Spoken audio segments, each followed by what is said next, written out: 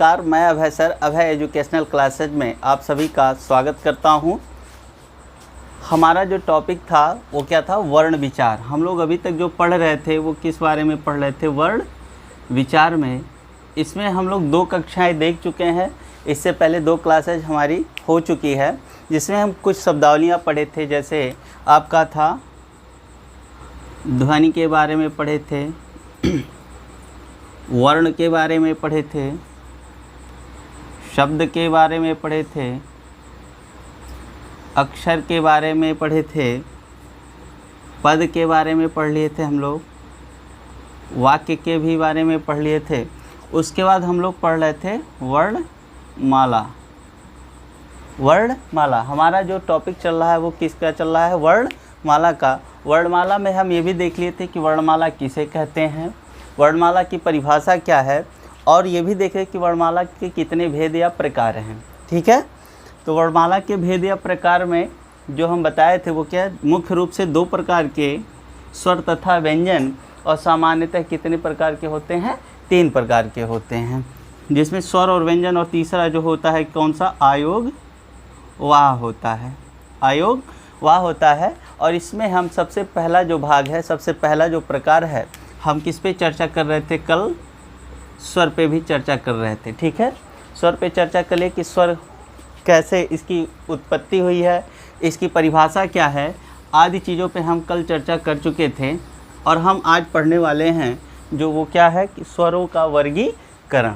हम देखिए स्वरों का जो प्रकार है तो उसको वर्गीकरण करके हम जान सकते हैं कि स्वर के कितने भाग होते हैं या कितने प्रकार होते हैं। ठीक है, तो आइए चलते हैं।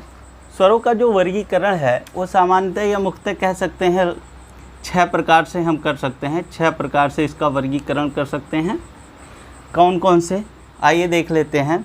जो पहला हमारा प्रकार होगा, देखिए स्वरों का वर्गीकरण में वो क्या है?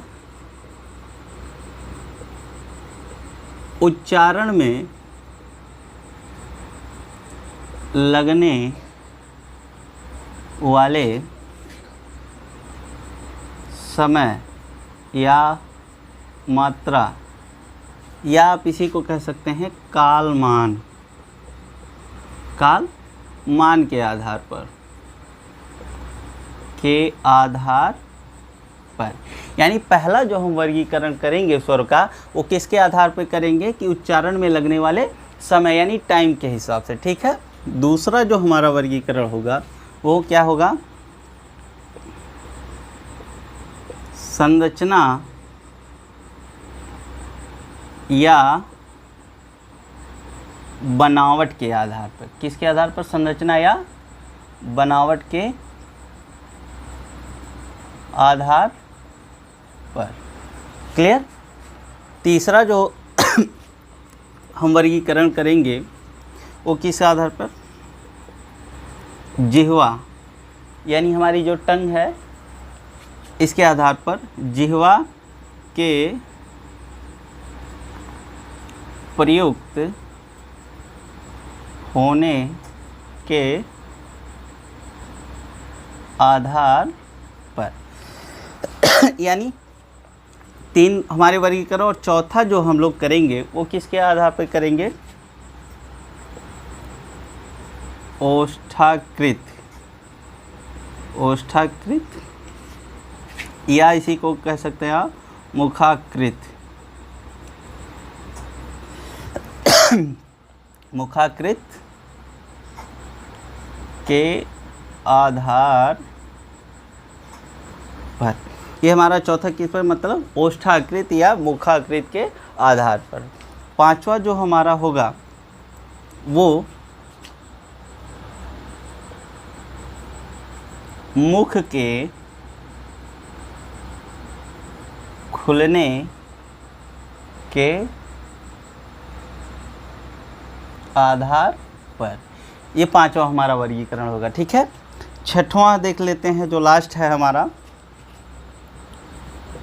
स्वरों का जो वर्गीकरण होगा वो उच्चारण स्थान के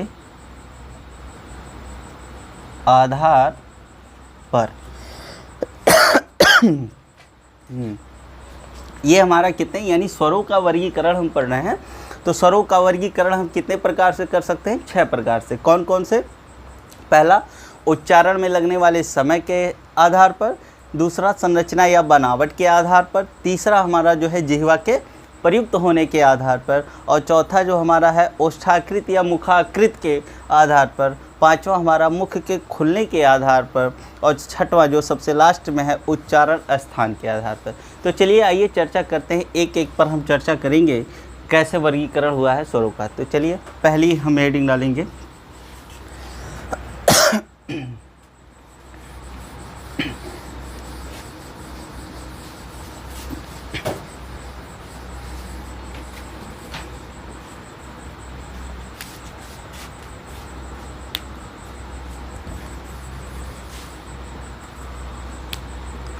पहला हमारा क्या है?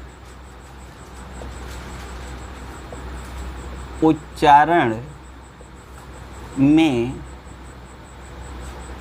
लगने वाला समय या मात्रा इसी को कहते हैं, या इसी को आप क्या कह सकते हैं? काल मान के आधार पर। देखिए जो होता है हमारा उच्चारण में लगने वाले समय या मात्रा के आधार पर जो वर्गीकरण होता है वो कितने प्रकार से कर सकते हैं हम? 2 प्रकार के होते हैं। ये कितने प्रकार के होते हैं? 2 प्रकार के होते हैं। जी हाँ, 2 प्रकार के। कौन कौन से? पहला हमारा कौन सा होता है? एक तो होगा ह्रस्व स्वर और दूसरा हमारा क्या होगा? दीर्घ स्वर।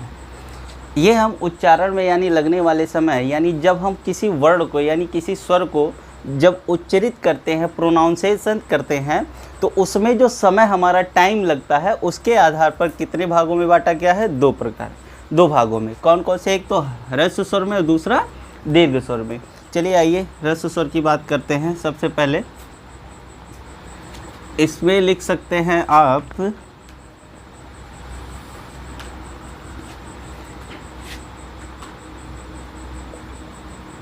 जिन स्वरों के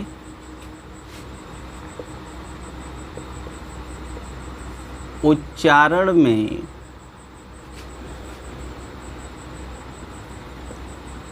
कम समय या एक मात्रा का समय लगता है उसे हम ह्रस्व स्वर कहते हैं। क्या कहते हैं? ह्रस्व स्वर कहते हैं। इनकी जो संख्या होती है वो कितनी होती है? 4 होती है। कौन कौन से हैं ह्रस्व स्वर? एक तो अ है, दूसरा ई है, तीसरा उ है और चौथा जो हमारा है वो कौन सा है? री है। ये कौन से हैं? ह्रस्व स्वर। इसी ह्रस्व स्वर को एक नाम और देते हैं, इसी को मूल स्वर भी कहते हैं। ह्रस्व स्वर को कौन सा स्वर कहते हैं? मूल स्वर भी कहते हैं। क्लियर? इनकी संख्या कितनी होती है? 4 होती है। कितनी होती है? 4। यानी ये 4 होते हैं संख्या में। क्लियर? ह्रस्व स्वर। समझते हैं एक बार कि क्या कह रहा है। कह रहा है कि जिन स्वरों के उच्चारण में कम समय या एक मात्रा का समय लगता है उसे हम ह्रस्व स्वर कहते हैं। ह्रस्व मतलब होता है छोटा या लघु। ठीक है। अभी दूसरा हम थोड़ा सा चर्चा करते हैं, दीर्घ स्वर की बात करेंगे। किसकी? दीर्घ स्वर। उसके बाद आपको ये क्लियर हो जाएगा। दीर्घ स्वर इसकी जिन स्वरों में ज़्यादा समय या दो मात्रा का समय लगता है उसे हम दीर्घ स्वर कहते हैं। इनकी संख्या जो है 7 होती है। कितनी होती है? 7 होती है। कौन कौन से होते हैं? एक तो आ होता है, दूसरा बड़ी ई होती है, तीसरा ऊ होता है, चौथा ए होता है, पांचवा ए होता है, ओ होता है और औ होता है। 1 2 3 4 5 6 7, ये 7 होते हैं दीर्घ स्वर। अब थोड़ा सा समझ लीजिए क्यों ऐसा होता है कि ह्रस्व स्वर। देखिए उच्चारण, आप इसका प्रोनाउंसिएशन करके देख सकते हैं। जो 11 स्वर हैं हमारी हिंदी में, मैंने कल ही बताया था आपको कि हिंदी में स्वरों की संख्या कितनी होती है? 11 होती है। तो इसमें देखिए मूल स्वर यानी ह्रस्व स्वरों की संख्या जो होती है 4 होती है और दीर्घ स्वरों की संख्या कितनी होती है? 7 होती है। आप प्रोनाउंसिएशन करके देखिएगा जरा। चलिए पहले ह्रस्व स्वर की बोलिएगा। अ, आप देखिए अ, इ, उ, री। और आप दीर्घ स्वर का उच्चारण करके देखिए, बोलिएगा आ, ई, ऊ। ये सब आप जब बोल रहे हैं, ए, ऐ, ओ, औ, इनमें ज़्यादा टाइम लग रहा है। ठीक है, दीर्घ स्वरों में क्या लग रहा है? ज़्यादा टाइम लग रहा है, ज़्यादा समय लग रहा है। किसकी अपेक्षा? ह्रस्व स्वर की अपेक्षा। इसलिए इसको क्या कहेंगे? दीर्घ स्वर कहेंगे। और ह्रस्व स्वर में कम टाइम लग रहा है, कम समय लग रहा है उनको उच्चारण करने में, इसलिए इसको कौन सा स्वर कहेंगे? ह्रस्व स्वर कहेंगे। ठीक है। एक तीसरा स्वर जो होता है, कई लोग आपको ये बताए होंगे कि उच्चारण के स्थान पर स्वर 3 प्रकार के होते हैं। देखिए वो संस्कृत में होते हैं। तीसरा हमारा जो होता है, मैं टिप्पणी करके लिखवा दे रहा हूँ, इसका स्क्रीनशॉट ले सकते हैं आप।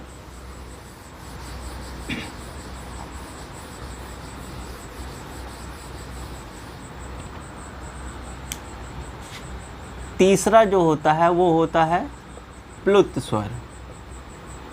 प्लुत स्वर, देखिए प्लुत स्वर जो होता है वो मुख्य रूप से संस्कृत भाषा में होता है, ये हिंदी में नहीं होता है। ठीक है, हिंदी में प्लुत स्वर नहीं होता है, ये किस में होता है? संस्कृत में होता है। ये मैं जोर दे करके कह रहा हूँ, इसको बिल्कुल ध्यान में रखिएगा। ठीक है, क्यों होता है?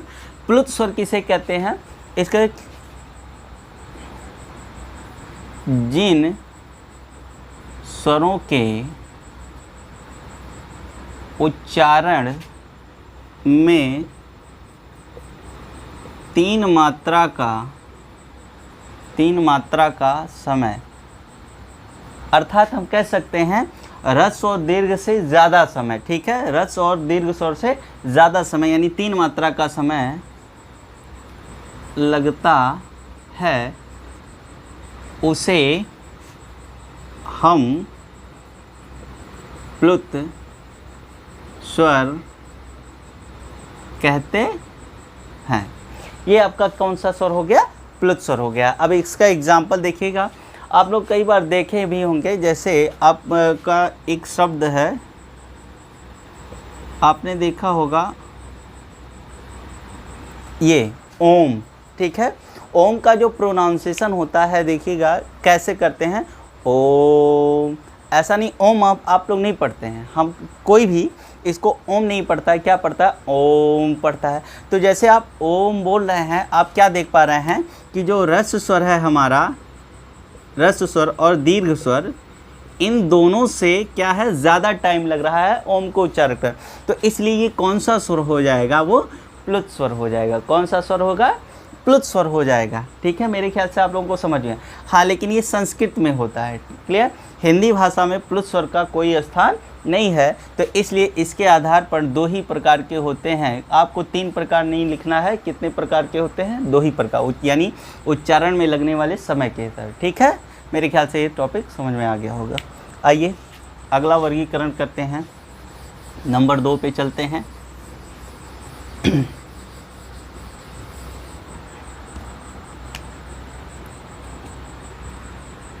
नंबर 2 आप कह सकते हैं, रचना कह सकते हैं आप, संरचना कह सकते हैं आप, बनावट कह सकते हैं के आधार पर। देखिएगा संरचना या बनावट के आधार पर भी स्वरों का जो वर्गीकरण किया है वो 2 प्रकार में किया गया। कितने प्रकार में? 2 प्रकार में किया गया। ठीक है, कई लोग यहाँ देखिएगा जो मैं पढ़ा रहा हूँ बिल्कुल प्रामाणिक है और हिंदी में इसका कहीं भी आपको त्रुटि नहीं मिलेगी, आप यह प्रामाणिक बिल्कुल है। ठीक है, जैसे देखिएगा कई लोग आपको 3 बताते होंगे, तो जो पहला हमारा है, पहला जो है वो क्या है? मूल स्वर है। मूल स्वर, मूल स्वर मैंने बताया है कि रस स्वर को ही क्या कहते हैं? मूल स्वर कहते हैं। और दूसरा जो हमारा है वो कौन सा है? संधि स्वर। देखिए इसी को कई लोग 3 भागों में बांट देते हैं, जो कि प्रामाणिक नहीं है। क्या है जो प्रामाणिक मैं बता रहा हूँ? क्या इसी को आपका एक कह देते हैं रस स्वर, दूसरा दीर्घ स्वर, और तीसरा जो बना देते हैं वो कौन सा? संयुक्त स्वर। संयुक्त स्वर, जो कि गलत है, बिल्कुल गलत है। क्यों गलत है अभी आपको पता चल जाएगा। तो चलिए हम पहले मूल स्वरों की चर्चा कर लेते हैं, उसके बाद संधि स्वरों पर चर्चा करेंगे। ठीक है, यानी रचना, संरचना या बनावट के आधार पर कितने प्रकार के होते हैं? 2 ही प्रकार के स्वर होते हैं। ठीक है, एक मूल स्वर होता है या संधि स्वर होता है दूसरा। ठीक है, चलिए आप सबसे पहले परिभाषा लिखिएगा मूल स्वर की।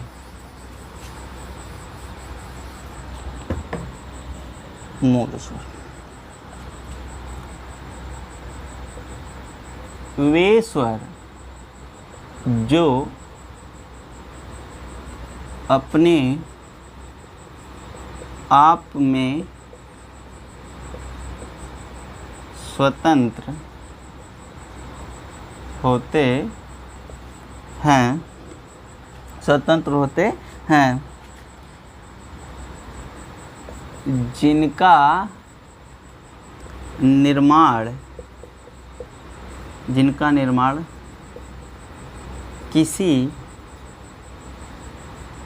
अन्य स्वर से ना हुआ हो, वे क्या कहलाते हैं?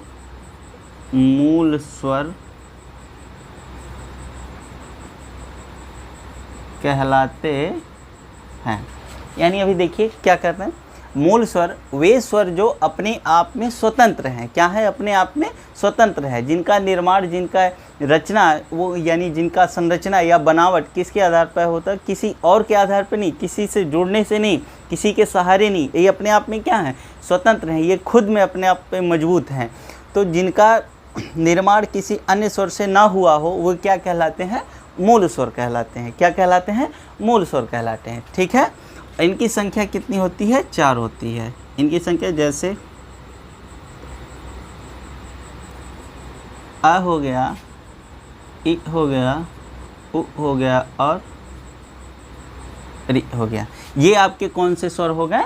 मूल स्वर हो गए। क्लियर? इतनी बात मेरे ख्याल से आप सभी को समझ में आ गई होगी। चलिए आइए दूसरा चर्चा करते हैं हम।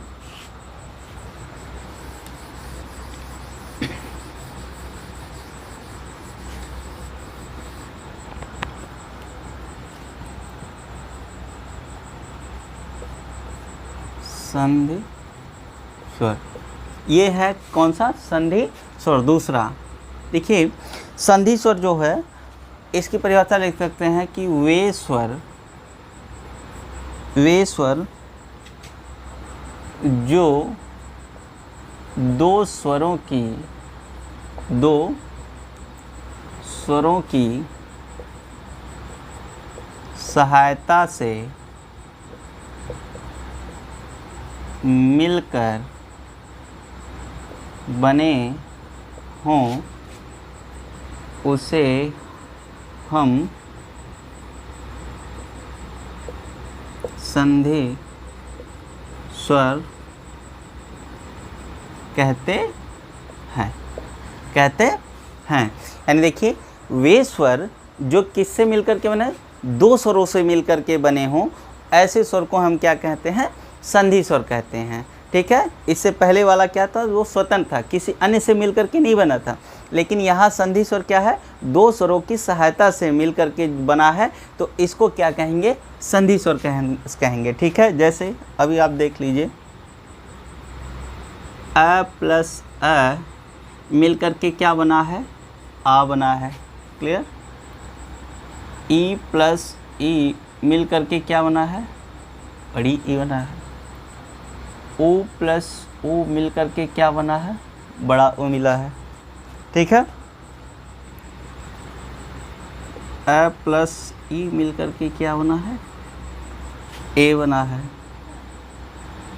ए प्लस ए मिलकर के क्या बना है, आई बना है। और क्या है,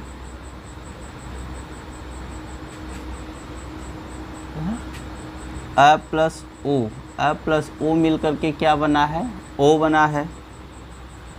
और अ प्लस ओ मिलकर के क्या बना है, औ बना है। क्या बना है, औ बना है। ठीक है। यहाँ पर आप देख पा रहे हैं कि जितने स्वर, यानी आ की बात करें या ई की बात करें या ऊ की बात करें, चाहे ए हो, ऐ हो, ओ हो और औ हो, ठीक है, इनकी बात करें तो ये कितने स्वरों से मिलकर के बने हैं, दो स्वरों से, यानी इनमें संधि हुई है। क्या है, इनमें मिलन हुआ है, ये मिल करके क्या बने हैं, स्वर बने हैं, दो स्वरों की सहायता से मिले, तो इसलिए इसका नाम क्या पड़ गया, संधि स्वर पड़ गया। ठीक है। इसको भी हम दो भागों में बांट सकते हैं, एक तो सजातीय, एक तो क्या कर सकते हैं, सजातीय स्वर, और दूसरा क्या कर सकते हैं, विजातीय स्वर। विजातीय स्वर। अब सजातीय स्वर को क्या कहते हैं, वे स्वर जो एक समान स्वर से मिलकर बने हों। यानी सजातीय स्वर हम किसे कहेंगे, वे स्वर जो एक समान स्वर से मिलकर के बने हों। और विजातीय स्वर क्या कहेंगे, वे स्वर जो दो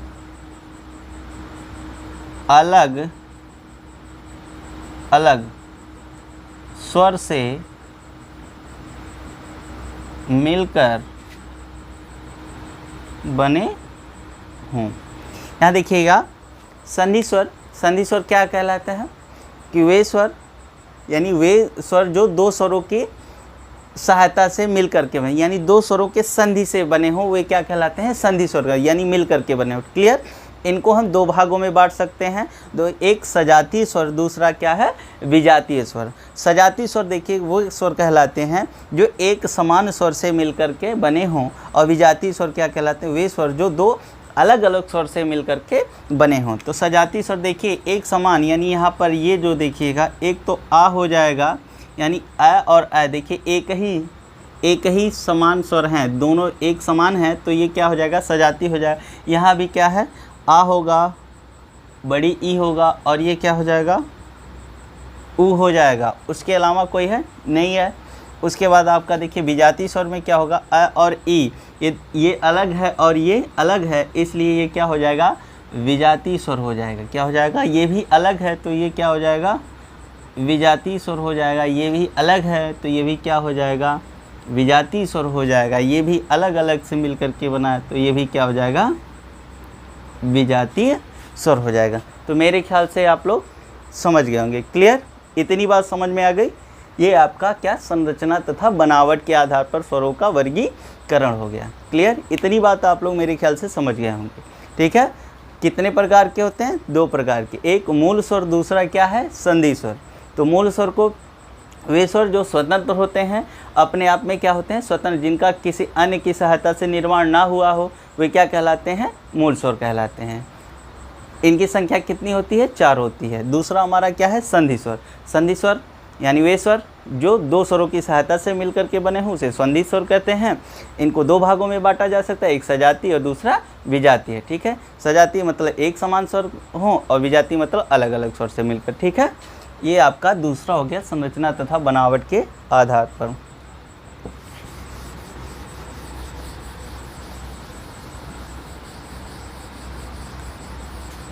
आगे हम चर्चा करते हैं तीसरा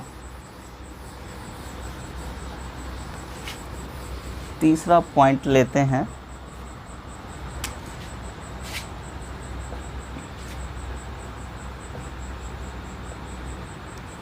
जिह्वा के प्रयुक्त होने के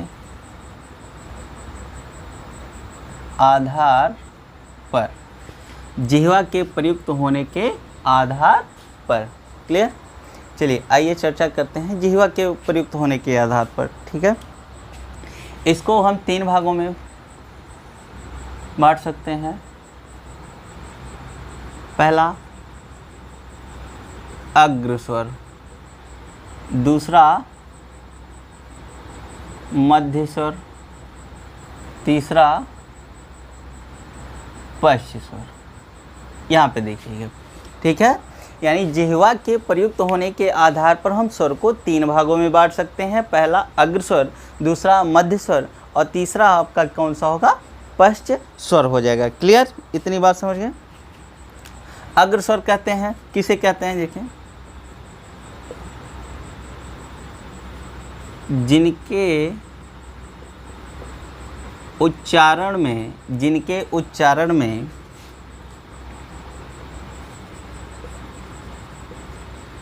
जिह्वा का अग्रभाग प्रयुक्त होता है, वे कौन से स्वर कहलाएंगे? अग्र। यानी वे स्वर जिनमें क्या है, जिनके उच्चारण में जिह्वा का अगला भाग क्या अग्र स्वर कहलाते हैं। अगला भाग जहाँ प्रयुक्त होता है वो क्या कहलाएगा? अग्र स्वर। इसको लिख रहे हैं, जिनके उच्चारण में जिह्वा का मध्य भाग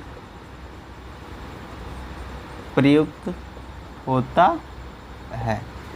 ये यानी जिह्वा का जो मध्य भाग प्रयुक्त होता है वो क्या कहलाएगा? मध्य स्वर कहलाएगा। ठीक है, तीसरा हमारा जो पश्च स्वर, जिनके उच्चारण में जिह्वा का पश्च मतलब पिछला। ठीक है, पश्च मतलब पिछला, पश्च भाग प्रयुक्त होता है, वो क्या कहलाता है? पश्च स्वर कहलाता है। चलिए इसको एक डायग्राम से हम थोड़ा सा समझते हैं क्या होता है। ये मान लीजिए आपकी जिह्वा है। क्या है? ये आपकी जिह्वा है। ये आपका हो गया अग्र, और यहाँ बीच में आपका क्या हो गया? मध्य हो गया, और तीसरा आपका ये क्या हो गया? पश्च हो गया। क्या हो गया? पश्च हो गया। ठीक है, अब देखिएगा आप कैसे इसको याद करेंगे। मध्य में जो आपका अ आएगा, क्या आएगा? अ आएगा, यानी मध्य में आप अ मानिएगा। क्या मानिएगा? अ मानिएगा। क्लियर? मध्य में क्या मानिएगा? अ मानिएगा। और पश्च में देखिए कौन से आएंगे, देखिएगा थोड़ा सा। पश्च में वे स्वर आएंगे जिनकी आकृति तीन बनती हुई, जिनमें तीन की आकृति हो वे आएंगे। जैसे अ तो है ही, एक अ को छोड़ करके देखिएगा क्या होता? आ। इसमें तीन की आकृति है। उसके बाद क्या आएगा?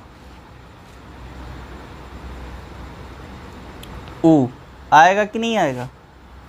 उसके बाद ये बड़ा ऊ आएगा कि नहीं आएगा? उसके बाद ओ, और उसके बाद औ। ये देखिए आपके पश्च स्वर हो जाएंगे। यानी इनको उच्चारण आप जैसे ही बोल करके देखिए, बोलिएगा आ, ठीक है, ऊ, उ, ओ, औ, ये जिह्वा का पिछला भाग इस पे सक्रिय रहता है, तो इसलिए इसको कौन सा स्वर कहेंगे? पश्च स्वर कहेंगे। और अ को बोलने में जिह्वा का मध्य भाग सक्रिय रहता है, इसलिए इसको कौन सा स्वर कहेंगे? मध्य स्वर कहेंगे। और बाकी जो बचते हैं इनके अलावा देखिए 1 2 3 4 5 6 और 5 स्वर और बचे हैं, क्योंकि टोटल स्वरों की संख्या कितनी होती है? 11 है। तो ये कौन सी जगह? ई हो जाएगा, ए हो जाएगा, ए हो जाएगा, आई हो जाएगा, और कौन सा हो जाएगा? री हो जाएगा। क्या हो जाएगा? री हो जाएगा। क्लियर? ये आपका क्या हो जाएगा? अग्र स्वर होगा, यानी ई, ए, ऐ और री, ये कौन से स्वर कहलाएंगे? अग्र स्वर। और मध्य स्वर अ आपका मध्य स्वर में केवल एक ही है, मध्य स्वर में केवल एक ही अ है, और बाकी पश्च स्वर में आपका आ है, उ है, जो 3 की आकृति बनाए। ठीक है, यानी जो 3 की आकृति वाले हैं वो किस में आएंगे? पश्च स्वर में आएंगे। और आपका मध्य में ये है ही, और ये आपका बड़ा आसान हो गया। ठीक है, ये ट्रिक आप समझ लीजिए, ये ट्रिक है। क्लियर? तो जिह्वा के प्रयुक्त होने के आधार पर स्वर कितने प्रकार के होते हैं? 3 प्रकार के, अग्र स्वर, मध्य स्वर और पश्च स्वर। क्लियर? इतनी बात समझ में आ गई? चलिए,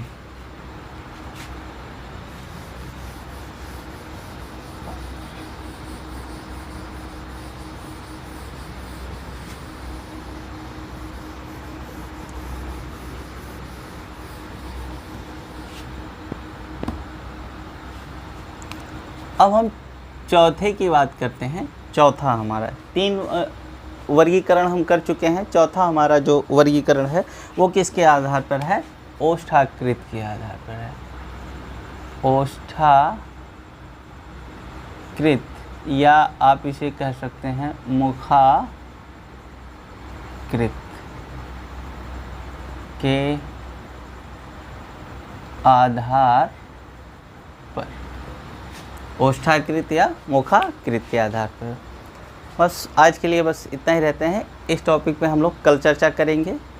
तब तक के लिए आप लोग इसको देखिए और पढ़िए, नोट्स बनाइए। तब तक के लिए धन्यवाद। और ज़रूर हमारे वीडियो को शेयर ज़रूर करिए, लाइक भी करिए, और चैनल को सब्सक्राइब करिए, बेल आइकन को ज़रूर दबाइए। धन्यवाद।